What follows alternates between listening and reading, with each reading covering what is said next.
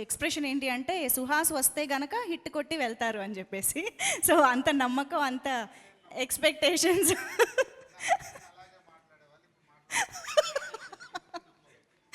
So మరొక beautiful ఫిల్మ్తో వస్తున్న మన బర్త్డే బాయ్ ఇప్పుడు మాట్లాడతారు.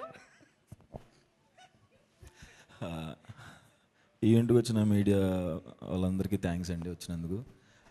ఫస్ట్ హర్షిత్ అన్నకి, హన్షిత గారికి thank you so much. Harshit అన్న థ్యాంక్స్ అన్న నాకు ఈ స్టోరీ వినిపించినందుకు. అండ్ దిల్ రాజ్ సార్కి పెద్ద థ్యాంక్స్ ఇంత సపోర్ట్గా ఉన్నందుకు. Thank you so much sir.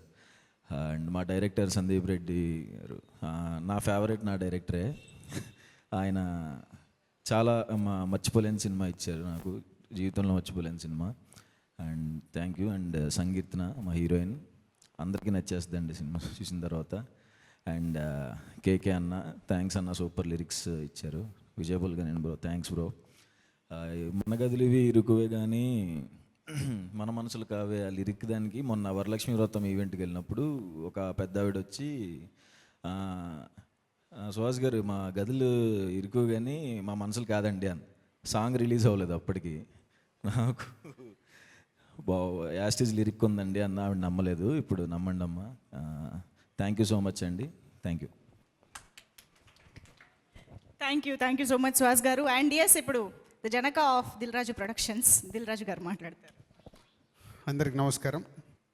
ముందుగా